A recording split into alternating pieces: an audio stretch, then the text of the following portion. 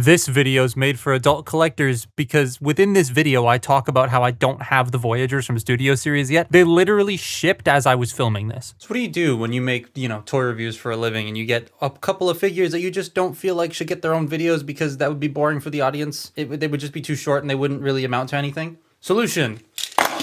Put all 4 of them in one video and call them all boring. Except for him. He's just here because he's here. This wave, both Studio Series and Age of the Primes, have been kinda Like, these are technically the end of the year waves with September-October release dates, but just like last year, they're coming out way before that. And the last end of the year wave was also just kinda, full of package refreshes and redecos. This one, though, feels a bit less fulfilling than last year's, and I think that's because last year's had a lot of hard-to-get molds and figures, but this one is point blank. I straight up just don't want Tailgate right now. He feels like a figure I'd get in a sandwich bag somewhere for 10 bucks, because this mold is fine, but it's not really my cup of tea. Megazarek and Unicron aren't out at the time of me writing this. Well, actually, no, they are out in a couple of stores, but I'm waiting for my EB Games pre-orders to come in because I managed to get some money off of Megazarek, and I'm only paying like 20 bucks for him. But even those two, I'm excited for Unicron because he's a small-scale Unicron, even if his tank looks like that. But Megazarek, I'm not majorly thrilled on because the mold is just But back to these three, I have Vector, Pointblank, and Joyride. Oh, and 86 Cliffjumper. Yeah, the Studio Series wave to me is also a bit of a bore this time. The leaders were very underwhelming. The Deluxes had 2 new molds, which while I really like B, Soundwave is And then the Voyagers I can't speak on because I don't have them yet. Cliffjumper was the one Studio Series Deluxe I wasn't gonna get. Well, that, and I think Wheeljack is also a thing. I keep seeing him on Walmart shelves in Studio Series packaging, but he came in a case when I ordered Bumblebee and Soundwave, so I have him now. These 4 are figures that exist. It's not that I don't like them. I will be keeping them all, but they don't really do anything super special, if that makes sense. That fact actually is less correct with Vector Prime because I actually really like this Vector Prime. He's mainly here just because I didn't want to make him his own video because that would have been too short, so he's been lumped in with these. The visual changes are the colors, obviously, but they fixed a lot on this. Vector Prime, the original one, was known to have tolerance issues. Not every copy, but a vast majority of those copies had loose hips, loose knees, or loose shoulders, or the wings would just pop off. This one, though, is nice and tight. Actually, a bit too tight in some parts. It starts making weird creaking noises like an old wooden shack. I really like this deep, vicious gold color. That the GPS doesn't exist anymore, so that won't be a worry here. The bits of orange and the black work so well with this. I do wish the blue face was a tad bit brighter, but for the most part, I think it looks fantastic. The hinges not being used and the cables on the legs are still there. I wish they'd removed those for this version, but that's expecting too much from Hasbro at this point. I know they're not going to do that. But to me, this looks a lot nicer than the white Vector. I don't know, it's just a cool gold man that I think fits with the rest of the primes better. All right, now onto the figures I find mediocre. These 3 Deluxes. Bumblebee but red, Sure Shot but white, and Point Blank. Blanker? I'm calling him Point Blank for this. These 3 aren't terrible. In fact, they aren't bad. Okay, well, maybe not this red and blue idiot, but the Sure Shot mold is pretty nice. Here they fixed some of the tolerances just like Vector, so like the spoiler doesn't pop off as easily. It stays in quite well for the most part. Even on the shoulders too, which that was my biggest issue with Sure Shot. Colors are nice, though I do prefer Sure Shot's yellow and orange. I think these are pretty sweet. The head though is so weirdly proportioned. It's too skinny and too tall. Like I have the original here. Yes, I have the original, which surprised me too. I forgot I had it, but I would much prefer the proportions if they match the original figure with like the head. I like all the deco on the arms, torso, and the fins on the legs, though the paint around the visor on the head seems to be a bit sloppy on my figure. He does come with his Power Master. It's a Target Master with a new engine bit that isn't glued on the back properly, so it does come off pretty easily. He has no weapons to speak of. They removed the barrel and left the exposed hinges, so yeah, I'm not a fan of the Power Master he comes with. He can store on the back though, so there is that. All right, Cliffjumper time. It's just Bumblebee, but red, and I still don't think this is worth the full price. He is very nice in hand, though. The plastic is so dense and weighty. They did get the colors wrong, though. Let's just talk about that. So the crotch was wrong in the promo images, but they fixed that by changing the color of the front part. The middle back section is still the wrong color, but that's on the back. Who cares? The legs are the wrong color, though. I prefer them being darker, but if they're going for accurate, which is what Studio Series is supposed to be, then they should be that lighter gray color. I think that's due to how the mold sprue is laid out. out and then how that was done on Bumblebee, it feels like there wasn't the foresight to do Cliffjumper in a way when they did Bumblebee. The sprue allocation is very important when it comes to planning out redecos. You got to make sure the parts are on either the correct sprue or on a sprue with material that can be painted. And here, it's that unpaintable nylon stuff, so they can't paint the stuff gray, which makes me think the mold wasn't planned out properly for the obvious redeco. I mean, all that yapping aside, it doesn't bug me that much, but I know it bugs a lot of people when this thing first revealed, and I can kind of see why. He does have a new gun, and I do like it over B's gun, to be completely honest. Also, my Cliffjumper is uneven. So here in the torso, you can kind of see it on the right of your screen. The torso slopes down ever so slightly, more on the right than it does on the left. It's very strange. Now, point blank. This one feels a lot nicer than what I remember the old one being like. But that's also because this is on the new plastic and the early Legacy figures just all kind of felt a bit ugh. I also adore the new colors on this. The red feels so much more striking and that bright blue with the white windows. Like the deco they did here looks so much better than that original figure. I also love the new head. Point Blank is my favorite design from the Autobot Target Masters, but this figure still isn't the best. The weird proportions, especially in the lower body, that bugs me. He's a bit wide, but the no bicep swivels still suck. I know there's hardly any space in there for one, so I get why it's not there, but it's still strange, and at the end of the day, the arms suck. They just suck. And that's the biggest thing that drags this entire figure down. If the arms were better, I could forgive a lot of the other issues I have. The Target Master's cool though, and that's these four. They're all right. Well, Vector's cool. He's just here only because I told him to be here. Anyways, articulation. This is a big section because there's a lot of figures. So if you don't care, then you can skip ahead if you want. I'll put a timestamp below. But I'll try to get through this quickly. Also, because I have a massive shipment of blockies I can't show off just yet that just came in and I want to build them all. So Vector Prime. Head is on a ball joint. Shoulders are trigger happy, but they don't get in the way of anything. Bicep rotation, elbow joints, wrist rotation, opening and closing hands, which also open the forearm panels. Waist joint, hips that kick forward all the way, back a bit, and then in and out. Thigh rotation, knee bend, and ankles that can go forward, back, and tilt. Oh, and the wings can move as well. All right. One down, 3 more to go. Joyride. Head is on a ball joint, shoulders are universal, bicep rotation, elbow bend, nothing at the wrist, nothing at the waist, hips go forward, back, in, and out. Thigh rotation that's blocked by the sculpt, knee bend, and ankles that go forward and back and tilt. Cliffjumper. Head, ball joint, shoulders, ball joint, bicep swivel, elbows that clip in at 90 degrees, wrist joint, waist joint, universal hips, high rotation, I wrote high rotation, thigh rotation, knee bend, and shin tilt because the ankles are really high up. One more. We got one more to go. Point blank. Ball jointed head, shoulder rotation, in and out at the shoulders and the torso, 30-degree elbow bend, that's really stupid, forearm swivel, nothing at the wrist, waist joint, universal hips, thigh rotation, really deep knee bends, ankle tilts, and toes that bend down. All right, we're done.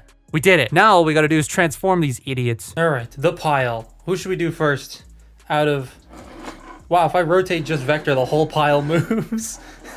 They are linked together. We'll do Vector first, because he's probably the most fun, even if he has some little hang-ups in his legs. So take the sword out.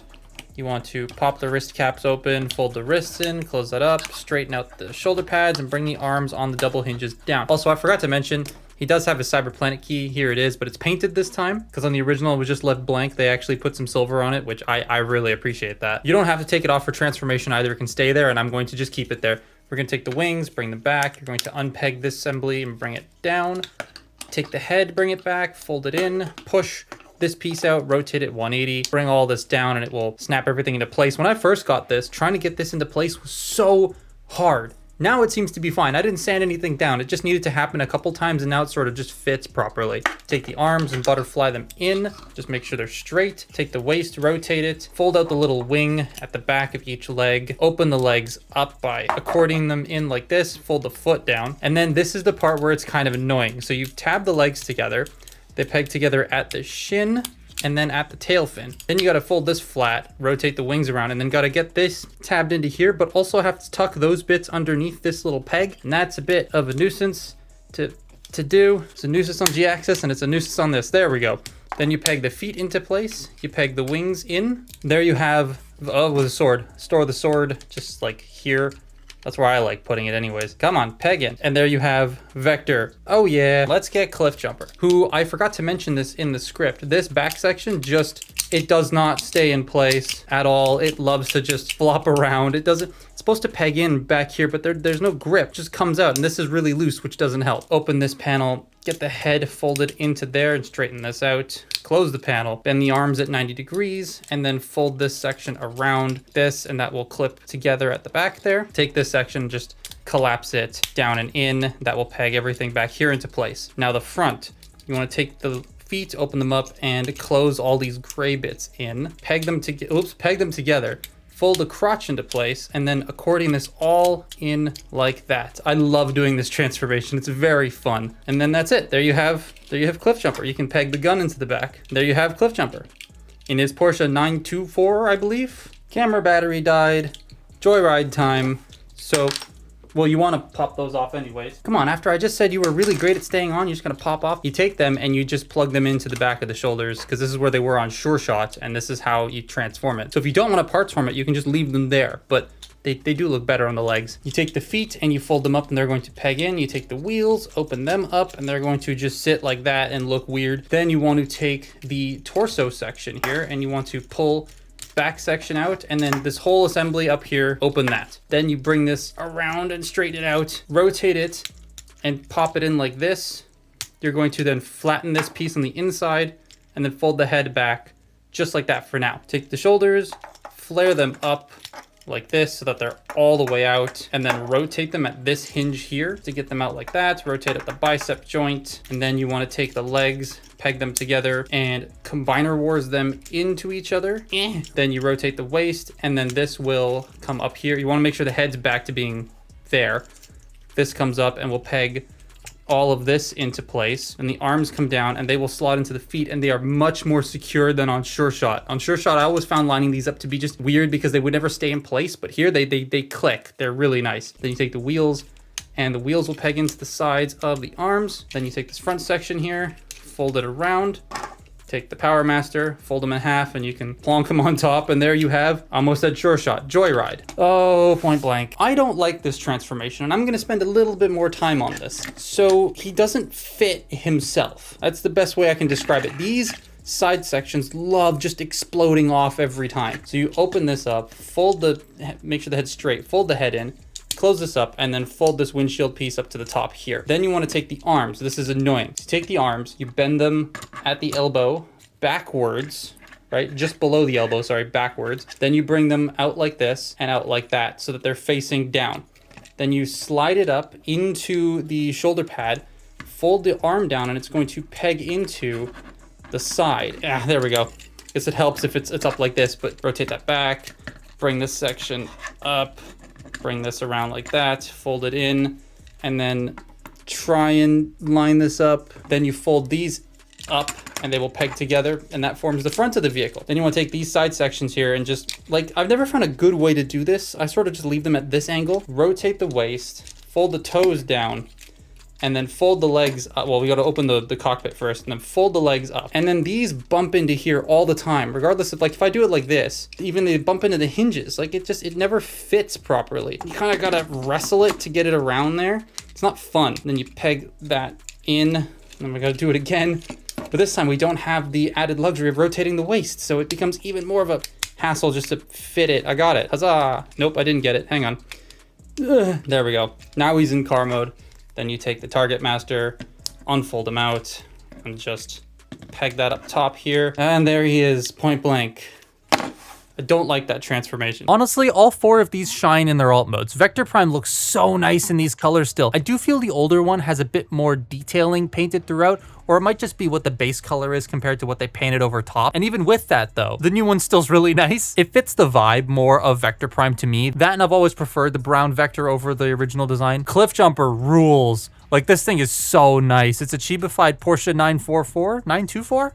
I think it's actually 924, but I've always been a fan of G1 Cliff Jumper's alt mode. I had one on my keys for almost 3 years before that eventually broke in my pocket, and I've replaced it with a Bumblebee. But this hits all the notes, and I'm going to be displaying him in alt mode. The gun can also store on the back. This makes it worth it for me, even if I still think recommending this at the asking price is too much. Sure Shot is just, wait, no, this is Joyride. I keep doing that. I keep calling this thing Sure Shot, but Joyride is cool. I think these colors bring out the details of the alt mode a bit better. Plus, it's nice that the spoiler actually wants to stay on this time. The Power Master does just slap itself here with no real indentation to go into like the actual Power Master, so it's a problem, I guess, with it being a redeco of something that wasn't designed to do this in the first place. Here's the original, because why not? And then Pointblank. Wow, this actually feels really nice in hand. It has that exact tactile hand feel I'm always looking for in a figure. It's robust, sturdy, and the plastic feels very nice. The Target Master has a designated place to go on the back of the car too, which is very cool. Not a fan of the gaps on the front, but I'll live. I think this mold shines so much more in the car mode. But these three feel and then there's Vector Prime. Like, there are aspects I like, yes, and I'm not saying they're the worst. I just think as a selection in a wave, it feels kinda boring. There are waves that have boring figures in them, but they usually get balanced out by figures that are really cool. This season of releases just doesn't feel like it has that to me. Again, I'm waiting for Unicron, Megazerac, Optimus, and Cyclonus just shipped while I was filming, but honestly, the only figures I've had so much enjoyment out of this entire wave are Swindle and Bumblebee. Hopefully the next wave feels better, though I know the deluxes for Age of the Prime's final waves are all just redecos, so I don't know, but we'll see. But that's my look at, well, all four of these figures. Follow me on Twitter and Instagram, and I'll see you next time. Bye-bye.